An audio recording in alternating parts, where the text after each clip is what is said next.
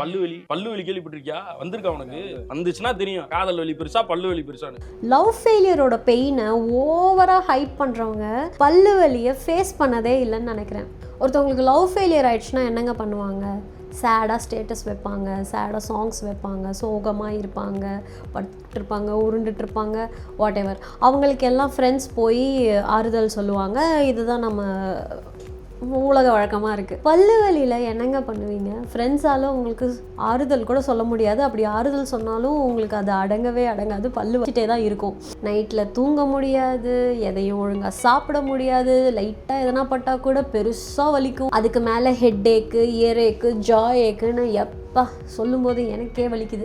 இந்த சிம்டம்ஸ்லாம் லவ் ஃபெயிலியரில் வருமா? பல்லு வலியில் மட்டும்தான் வரும். அதனால் லவ் ஃபெயிலியரை காட்டிலும் பல்வலியே மேலானது. ப்ரெக்னன்சி பெயின் எவ்வளோன்னு நம்ம எல்லாருக்கும் தெரியும். எலும்பு போட்டு முறிக்கிற அளவுக்கு வலிக்குமா. அதுக்கு அடுத்த பெயினாக பல்வலியை வச்சுருக்காங்கன்னா அப்போ எவ்வளோ பெயின்ஃபுல்லாக இருக்கும்னு மட்டும் பார்த்துக்கோங்க.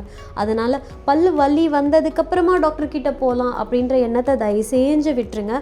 வலிக்கிறதுக்கு முன்னாடியே வலி வராமலே எப்படியெல்லாம் காப்பாற்றணும் அப்படின்றத மட்டும் பிளான் பண்ணுங்கள். காவல்துறை உங்கள் நண்பனா இல்லையான்னு எனக்கு தெரியாது. உங்களுக்கு பல்லு வலி வரும்போது ஒரு நல்ல டென்டிஸ்ட் தான் உங்களுக்கு ஒரு நல்ல நண்பனாக இருக்க முடியும். லவ்வில் ஃபெயில் ஆகலாம், ஆனால் ஹெல்த்தில் ஃபெயில் ஆகக்கூடாது. கரெக்ட் தானே?